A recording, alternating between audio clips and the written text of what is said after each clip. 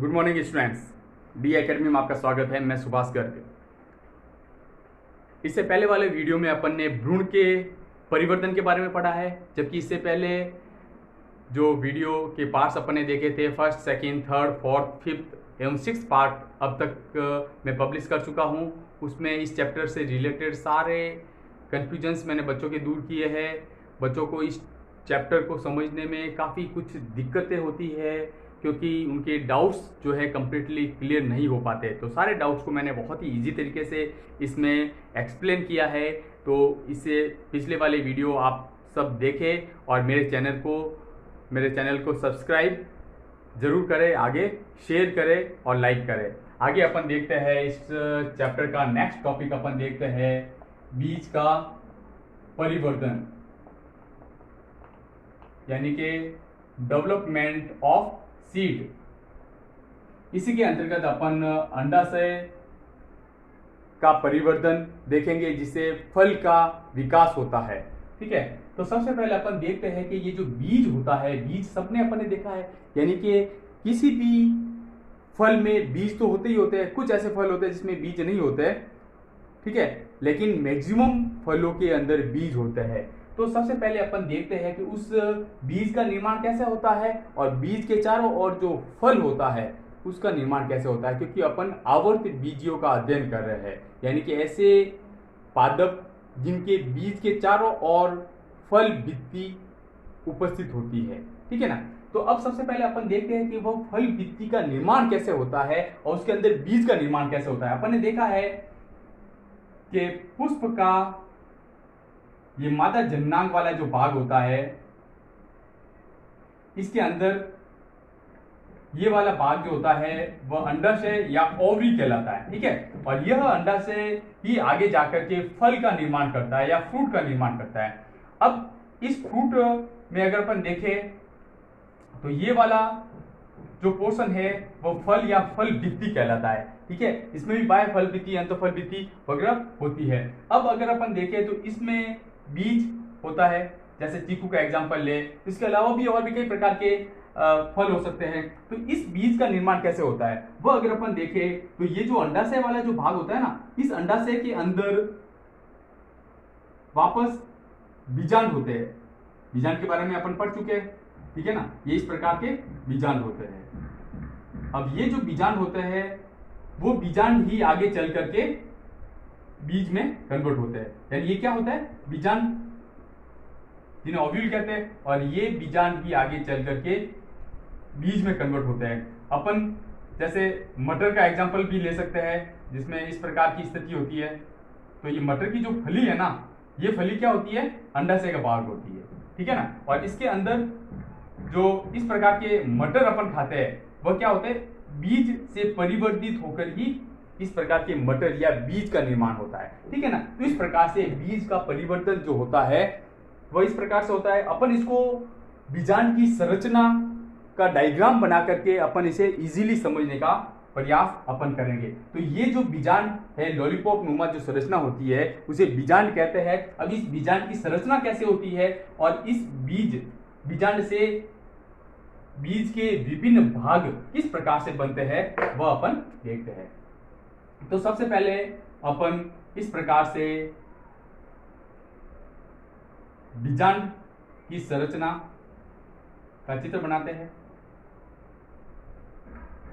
यानी इस प्रकार से ये बीजांड की संरचना हो जाएगी, यह बीजांड काय हो जाएगा। और अगर अपन इस प्रकार से वापस देखें तो इस प्रकार से ये स्थिति इसकी बन जाएगी।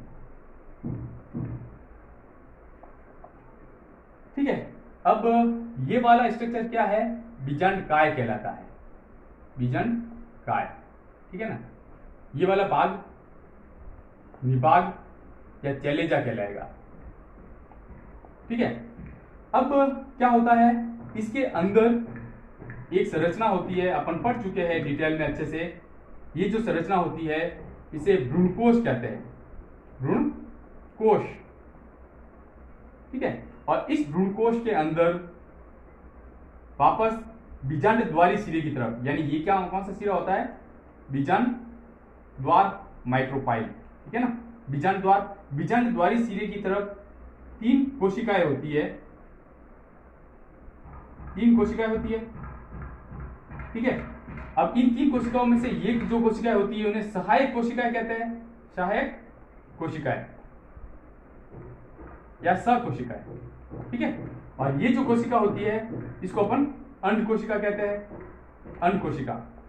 अब ये सारे जो है बीज का निर्माण करेंगे और बीज के विभिन्न भागों का निर्माण करेंगे, इसलिए इस संरचना को वापस देखना जरूरी है। अब ये जो संरचना होती है बीच में, यह क्या होता है, द्वितीयक केंद्रक होता है, हम जानते हैं, ठीक है ना। और इस प्रकार की जो संरचना बीच में यहां पर होती है इनको अपन क्या कहेंगे, प्रतिमुखी कोशिका कहेंगे, प्रतिमुखी कोशिका, कोशिका, ठीक है ना, या प्रतिध्रुवी कोशिका भी कह सकते हैं। अब क्या होता है, अब इसमें एक बार और अपन इसको देखेंगे। ये वाला सिरा जो होता है यह नाभिका कहलाता है, या हाइलम इंग्लिश में कहते हैं, हाइलम, ठीक है। और ये वाला सिरा जो है वह जहां से ये उभरा हुआ भाग होता है जिसे अपन रेफे कहते हैं, ठीक है ना। अब ये सारी संरचना अपन ने देख ली, एक इसको अपन कहेंगे बीजांड वृंत। अब बच्चों अपन ने इस संरचना को वापस समझ लिया है और इसकी प्रत्येक संरचना से कुछ न कुछ बीज के वापस भाग बनेंगे, ये एग्जाम में अक्सर पूछा जाता है। तो अपन इस डायग्राम को बना करके इजीली समझेंगे। आपकी किताब में वापस इस टॉपिक में डायग्राम को बना करके नहीं समझाया गया है, इसलिए कई बार बच्चों को कंफ्यूजन रहता है। अब अपन प्रत्येक भाग का अध्ययन करते हैं। सबसे पहले अगर अपन देखें तो जैसे इसके ये वाले जो भाग है इसको अपन कहेंगे बाह्य अध्यावरण, ठीक है, बाह्य अध्यावरण। और अंदर वाला जो भाग है इसको अपन कहेंगे अंत अध्यावरण, अंत अध्यावरण, ठीक है। अब क्या होता है कि बाह्य अध्यावरण जो है वह ये पूरा, सबसे पहले तो अपन देखते हैं कि ये जो बीजांड है जिसकी संरचना है ये बीजांड की संरचना अपन ने बनाई है। अब पूरा बीजांड जो है आगे चल करके बीज में डेवलप होता है, ठीक है।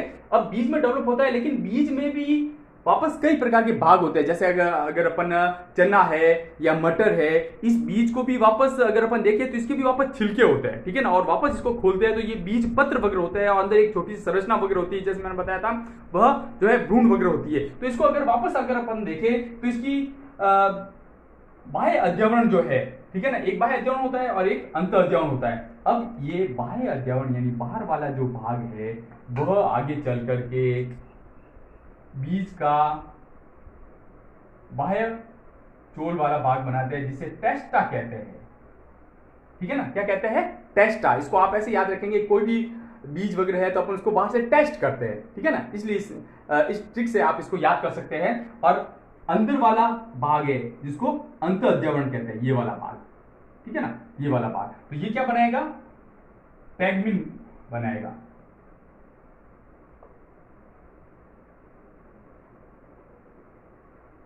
टैगमैन, ठीक है, टैगमैन बनाएगा। तो इस प्रकार से टीटी आप याद रखें कि टीटी जो होता है उसको कोई भी बीज पसंद होता है और उस बीज को वो बाहर से टेस्ट करता है और फिर उसके ऊपर टैग लगाता है। इस प्रकार से स्टिक से आप इसको याद कर सकते हैं, बाहर टेस्ट था और अंदर वाला भाग जो है टैगमैन, ठीक है ना। तो इस प्रकार से बीज के ये भाग बन गए। इस पे सवाल आया हुआ है और कई बार एग्जाम में सवाल आता है। अब इसके अंदर अपन जाते हैं, तो जब इसके अंदर अपन जाएंगे तो ये वाला जो भाग है सबसे पहले अपन देखेंगे बीजांड काय को, ठीक है ना। तो बीजांड काय जो होता है, इस बीजांड काय में कोई ये क्या होता है कि भ्रूणपोष वगैरह के परिवर्तन में सहायक होता है। और इसमें अगर अपन देखें तो कई बीज वगैरह जो होते हैं उन भ्रूणपोष के चारों ओर जो है एक पतली झिल्ली बनाने का कार्य करता है जिसे अपन परिभ्रूणपोष कहते हैं, परिभ्रूणपोष, परिभ्रूणपोष बनाने का कार्य करेगा। अब किस में, एग्जांपल में अगर अपन देखें तो काली मिर्च वगैरह में ये परिभ्रूणपोष वगैरह बनाने का कार्य करता है बीजांड काय जो है, ठीक है। तो इस प्रकार से बीजांड काय जो है वो परिभ्रूणपोष में भी परिवर्तित हो सकता है, हालांकि सब बीजों में ये परिवर्तित उसमें नहीं होता है, ठीक है। तो ये वाली कंडीशन होगी। इसके बाद में अगर अपन देखें तो ये भ्रूणकोश है, ठीक है ना। और इस भ्रूणकोश में विभिन्न प्रकार की कोशिका है। अब सबसे पहले अपन यहां से शुरुआत करते हैं कि इसकी सहायक कोशिका या सहकोशिका जो होती है वह कोई विशेष परिवर्तन में डेवलपमेंट में नहीं होती है। इसमें अगर अपन अंड कोशिका होती है तो इसके बारे में देखें तो यह भ्रूण में परिवर्तित होती है। किसमें परिवर्तित होती है? भ्रूण में, ठीक है ना। इसमें मेल गैमेट जो है इससे अंड कोशिका से संलयित होकर के भ्रूण का निर्माण करता है, ठीक है। अब इसके बाद में अगर अपन देखें कि इस संरचना को देखें, ये क्या है? द्वितीयक केंद्रक है, ठीक है ना। तो द्वितीयक केंद्रक जो है वह किस में डेवलप होगा? तो द्वितीयक केंद्रक की संरचना ये है। तो द्वितीयक केंद्रक जो है वह भ्रूण पोष बनाता है। द्वितीयक केंद्रक क्या बनाता है? भ्रूण पोष का निर्माण करता है, ठीक है। और प्रतिमुखी कोशिकाएं जो है यह वापस इसको पोषण देते हुए जो है नष्ट हो जाती है, इनको विशेष संरचना का निर्माण करना नहीं करती है। इसके बाद में अगर अपन देखें तो ये बीजाणुद्वारी जो है इसमें कोई विशेष परिवर्तन नहीं होता है। ये रेफे वगैरह है या इसमें भी कोई विशेष परिवर्तन नहीं होता है। और निभाग वाला सिरा जो है ये भी कोई विशेष परिवर्तित भाग नहीं बनाता है, ठीक है। आगे अगर अपन देखें तो इसमें जो बीजांड वृंत वाला जो भाग है वह बीज वृंत बनाता है, बीज वृंत का भाग बनाएगा, ठीक है ना। तो इस प्रकार से यह बीज के विभिन्न भागों का निर्माण करता है। आगे अपन देखते हैं कि फल का विकास किस प्रकार से होता है। इसके अलावा भी कुछ इसका अपन देख सकते हैं, जैसे अरंड वग्र में देखें, अरंड वग्र में, ठीक है ना। तो इसमें जो बीजांड द्वार वगैरह जो होता है इसके बाहर एक सफेद आकार की सफेद संरचना जो होती है, ठीक है ना, वह कैरेंकल कहलाती है। कैरेंकल, यह पीएमटी यानी कि नीट वगैरह के एग्जाम्स में भी पूछा जाता है, ठीक है। तो इस प्रकार की ये संरचना होती है। बीजांड से बीज बनने के दौरान जो परिवर्तन होते हैं उन परिवर्तनों को अपन टेबुलर फॉर्म में समराइज करेंगे। तो सबसे पहले अपन देखते हैं कि ये वाला जो भाग है वो बीजांड का भाग है और इधर वाला जो भाग है वो बीज का भाग है। यानी कि इसमें अगर अपन देखें तो बीजांड में परिवर्तन होकर के आगे बीज के कौन से भाग वह बनाता है, ठीक है ना। इसमें अगर अपन देखें तो बीजांड वृंत जो होता है वह बीज का वृंत बनाता है, ठीक है ना, बीज का वृंत बनाता है। इसके बाद में अगर अपन देखें तो बीजांड के जो अध्यावरण होते हैं, ठीक है ना, अध्यावरण, अब मैंने इसको दो भागों में बांट दिया है। तो अध्यावरण में बाह्य अध्यावरण जो है वह टेस्टा बनाता है, ठीक है, और अंत अध्यावरण जो है वह टैगमैन बनाता है। इस प्रकार से ये दोनों ही बीजावरण है। जैसे अपन मटर के बीज को अगर छील के देखें तो उसका जो छिलका जो होता है वह एक प्रकार से अध्यावरण है, ठीक है। इसके बाद में अगर अपन देखें तो बीजांड काय जो होता है, आप इमेजिन करके पढ़िए स्टूडेंट्स, जब भी ये कुछ भी ऐसी डायग्राम वाली चीज़ पढ़े तो इमेजिन करके पढ़िए तो आपको इजीली याद होगी, ठीक है। तो इमेजिन कीजिए कि अंदर का जो बीजांड काय वाला जो भाग है, ठीक है ना, बीजांड काय वाला जो भाग है वह बीजांड काय वाला जो भाग है ज़्यादातर अपरासित हो जाता है या नष्ट हो जाता है। लेकिन फिर भी कुछ फलों में अगर अपन देखें तो वह जो भ्रूणपोष होता है उस भ्रूणपोष के बाहर एक झिल्लीनुमा संरचना बनाता है, ठीक है ना। तो बीज जो है उस बीज के भ्रूणपोष वाला जो भाग है उस भ्रूणपोष के बाहर की तरफ जो झिल्लीनुमा संरचना बनाएगा उसे परिभ्रूणपोष कहेंगे। जैसे काली मिर्च वगैरह में है, यह पीएमटी में भी पूछा जाता है और एक नंबर के सवाल में भी जनरली एग्जाम्स में पूछा जाता है। इसके बाद में अगर अपन देखें तो उसके अंदर सहायक कोशिकाएं होती है जो कि बीजांडद्वारी सिरे की तरफ होती है और निभागी सिरे की तरफ होती है प्रतिमुखी कोशिकाएं, ठीक है ना।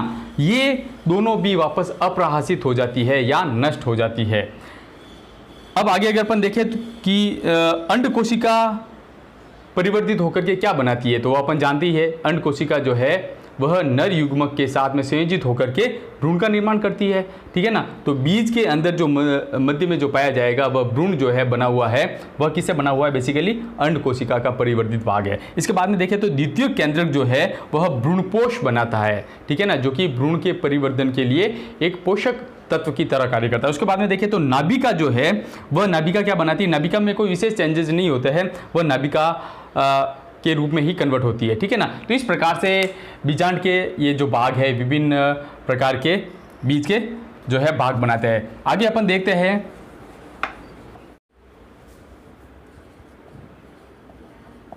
भ्रूणपोष की उपस्थिति के आधार पर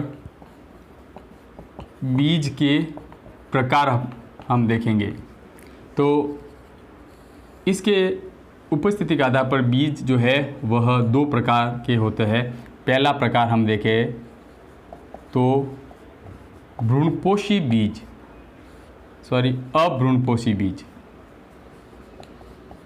जिन्हें गैर एल्ब्यूमिनस बीज भी कहते हैं। अब ये अभ्रूणपोषी बीज इस प्रकार के बीज होते हैं जिनमें भ्रूणपोष जो है नहीं पाया जाता। अब कैसे नहीं पाया जाता है और क्यों नहीं पाया जाता है, ये अगर अपन देखें तो भ्रूण के परिवर्धन के दौरान वह जो भ्रूणपोष होता है वह पूर्णतः उपयोग में ले लिया जाता है। ऐसी स्थिति में परिपक्व बीज जो होगा, परिपक्व बीज, उसमें भ्रूणपोष उपस्थित नहीं होगा। पीएमटी में ये सवाल आता है परिपक्व बीज, ठीक है ना, वहाँ पर ऐसा लिखा हुआ आता है अपरिपक्व बीज या परिपक्व बीज, तो अपने को लिखना है परिपक्व बीज। तो परिपक्व बीज में भ्रूणपोष उपस्थित नहीं होगा, तो ऐसे बीज को अपन अभ्रूणपोषी बीज या गैर एल्ब्यूमिनस बीज कहते हैं। अब इसके एग्जाम्पल अगर अपन देखें तो यह अधिकांश द्विबीजपत्री पादपों में ये बीज पाए जाते हैं, ठीक है। उदाहरण के तौर पर अपन देखें तो मटर है, चना है, मूंगफली है इत्यादि इसके उदाहरण होते हैं, ठीक है। अब दूसरा प्रकार हम देखते हैं भ्रूणपोषी बीज। भ्रूणपोषी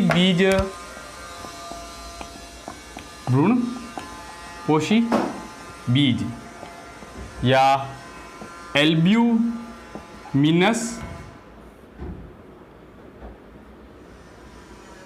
बीज। अब ये इस प्रकार की बीज होते हैं बच्चों जिसमें भ्रूण के परिवर्धन के दौरान भ्रूणपोष का पूर्णतः उपयोग नहीं किया जाता है और उसके पश्चात भी कुछ मात्रा में भ्रूणपोष बचा हुआ रहता है। तो ऐसी स्थिति में अपन ऐसे बीजों को अपन भ्रूणपोषी बीज कहते हैं, अर्थात परिपक्व जो बीज होता है उसमें भ्रूणपोष उपस्थित होता है, ठीक है ना। तो ऐसे बीज का उदाहरण अगर अपन देखें तो ऐसे बीज जो है वह अधिकांश रूप से या ज़्यादातर रूप से अगर अपन देखें तो एक बीजपत्री पादप जो होते हैं, एक बीजपत्री पादप, उनमें इस प्रकार के बीज पाए जाते हैं, ठीक है। तो उसमें अगर अपन देखें तो जैसे बाजरा हो जाएगा, मक्का हो जाएगा, अरंड हो जाएगा, ठीक है ना। तो ये इस प्रकार के बीजों के उदाहरण होते हैं। फल का विकास, ठीक है ना, डेवलपमेंट ऑफ फ्रूट। अब ये क्या होता है, अभी मैंने बताया कि जो अंडाशय वाला जो भाग होता है, अंडाशय वाला जो भाग होता है,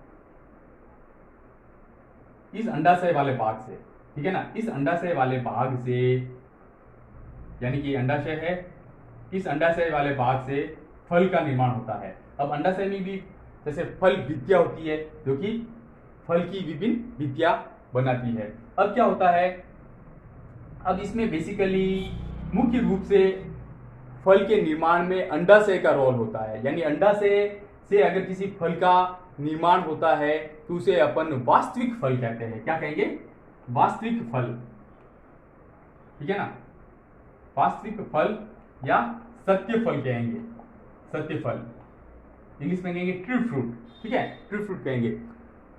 जबकि फल का विकास अंडाशय के अतिरिक्त भी पुष्प के अन्य भागों जैसे बाह्यदल है, दल है, बीजांडासन है, यानी कि अपन कहेंगे पुष्पासन है, ठीक है ना, इनसे अगर फल का परिवर्तन होता है तो उसे अपन कूट फल कहते हैं या असत्य फल कहते हैं। असत्य फल या कूट फल, इंग्लिश में कहेंगे फॉल्स फ्रूट कहते हैं, ठीक है ना। इस प्रकार का फल का उदाहरण अगर अपन देखें, असत्य फल या कूट फल का उदाहरण अपन देखें तो एप्पल या सेब वगैरह इसका उदाहरण होता है, जो कि उसका मैक्सिमम पोर्शन जो है वह पुष्पासन से डेवलप होता है, ठीक है। तो इस प्रकार से फल का परिवर्तन वगैरह होता है। इसके अलावा अगर अपन देखें तो कई बार निषेचन के बिना भी फल का परिवर्तन हो जाता है, ठीक है ना।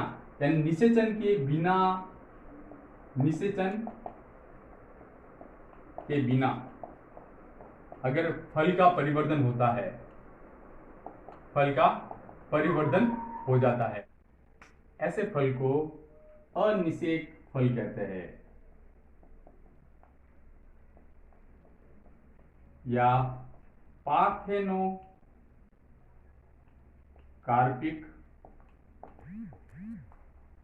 फ्रूट अपन कहेंगे, ठीक है। और इस प्रक्रिया को, जिस प्रक्रिया के द्वारा ऐसा अनिषेक फल बनाया जाता है, इस प्रक्रिया को अनिषेक फलन कहते हैं या इंग्लिश में अपन कहे तो पार्थेनोकार्पी कहेंगे, ठीक है। तो इस प्रकार की स्थिति होती है। अब इन फलों के उदाहरण अगर अपन देखें, पार्थेनोकार्पिक फ्रूट के उदाहरण अगर अपन देखें या अनिषेक फल के उदाहरण देखें तो ये हो जाएंगे केला है, अंगूर है, पपीता है, ठीक है। ये पार्थेनोकार्पिकली डेवलप्ड फ्रूट होते हैं, ठीक है। और ऐसे फ्रूट के अंदर बीज भी नहीं पाए जाते।